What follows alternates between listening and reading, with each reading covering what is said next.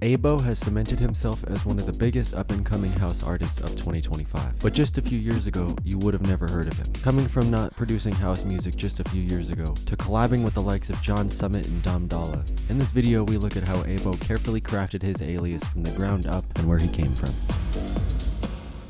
Ayybo, or Aaron Bonema, was born and raised in Anaheim, California in 1997. Growing up on the West Coast, Aaron was exposed to a wide variety of music. At a young age, he taught himself how to play piano and was in the drum line in his school. When he was in high school, he volunteered to be the school's DJ. I was in this student government body in high school. We needed people to play music during snack and lunch, and we had these dodgeball tournaments. We convinced our director to buy a nice sound system. But there was just one problem. He didn't know how to DJ. So he bought a $150 mixer and got to work studying on how to play music. But music wasn't what was interesting to him at the time. In high school, he was making videos, short films, gameplay montages. When he graduated, his first instinct was to go to film school. He teamed up with fellow filmmakers in his area and began to produce short films for film festivals. During this time, he began learning how to produce music as well. He purchased Ableton for his laptop and slowly fell out of love with filmmaking. After getting music software and binging YouTube tutorials, I felt myself getting better, Bonema explains. I began developing my sound, which motivated me to keep going. After a year into making music,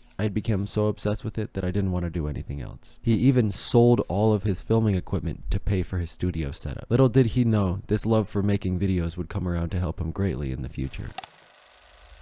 Although he was exposed to house music from a young age, Ayybo didn't begin making house music, and he didn't begin as Ayybo. He first began experimenting with bass music. Sounds like trap music and dubstep. I actually made bass and trap music. I didn't even make house because I was just like so into that heavy hitting bass and just kind of hip hop kind of elements of trap because I was so influenced by hip hop growing up. Trap was honestly my first love. He created his first alias from his last name and even got a release on Zeds Dead's label Dead Beats.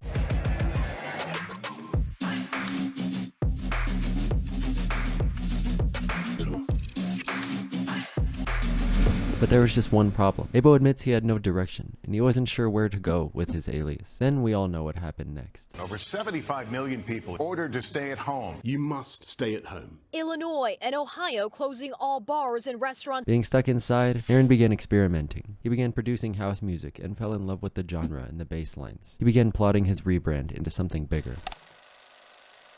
First naming himself Ayybo, again based off his name, he began releasing music on SoundCloud in 2021 with his remix of No Doubt's Hella Good.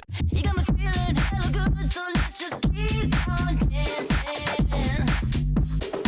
With good traction on his music, he began planting the seeds for his next phase of launching his alias. He started an Instagram and a TikTok, two platforms that would be instrumental to his growth. With his knowledge in cinematography, he began creating social media content to gain traction towards his music. Are you lacking funk in your DJ sets? Is couples therapy not doing the trick anymore? Does the funky time in bed seem to lose its funk? Funk 2000 may be right for you. Hi, I'm Dr. Funk. My drug, Funk 2000, is guaranteed to increase daily funk levels. Ingredients sourced from our own GDP labs in California. 100% plant-based, synthesized with over 200 homegrown plants. The Funk 2000 pill will bring the funk back in your life. Go save Funk 2000 right now, out February 24th. GDP Labs has no liability for high heart rate, GDP initis, or any deaths. Legal status pending.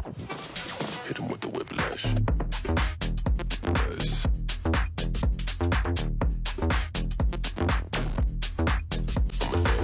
With his previous connections with Zeds Dead's Dead Beats, he was able to do an official remix for their track Lost Birds.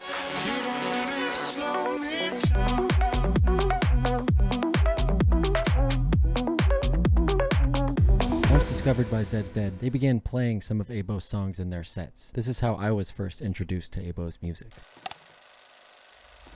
In 2022, Ayybo released his second song on Altered States, Zeds Dead's second record label. But this wasn't just any other song. GDB would be Ayybo's motif or mission statement. I'll tell you about this brand new fantastic product called GDB. Now, what the hell does GDB mean? Great question. It stands for Goddamn Baby. It is a verb, it is a noun, it is an adjective, a lifestyle, a movement, and an all-around way of being. Nice weather outside? Goddamn Baby. The song is a banger? Goddamn Baby. Basically kind of started as a joke because I got it from a dream I had of me just screaming goddamn baby on a mic at a big show, and it just stuck with me. And I just started saying GDB to all my friends, and anything good that would happen, I would just say GDB. Or if I don't know how to respond to a message, I just say GDB. Yeah, it's an all positive connotation. And to me, it was an easy thing to replace and use fewer words. And then all my fans, when they see GDB, I respond with GDB as well. And it just seems to be this never ending cycle of positivity, as weird as it sounds. But yeah, it came out of the blue. He has since started an independent record company, GDB Records, which he hopes to open for releases for other artists in the future. Since Ayybo had studied cinematography, he knew of the importance of video creation to increase exposure to his music. So social media now, since the TikTok algorithm, to me, it's one of the best tools you can use, especially as an independent artist, to get more ears on your project and exposure. In 2023, Ayybo began putting full sets of his music on SoundCloud and YouTube, allowing fans to hear his mixing and song variety. With exposure on his live sets, as well as his music and music videos, he began climbing the lineups he would play, spending the year opening for artists like DJ Hansel and Wax Motif, and playing clubs across the country. At the end of the year, he released his biggest song to date. Thanks to playing it in his live mixes, his fans were eager for the release of his song, Riz.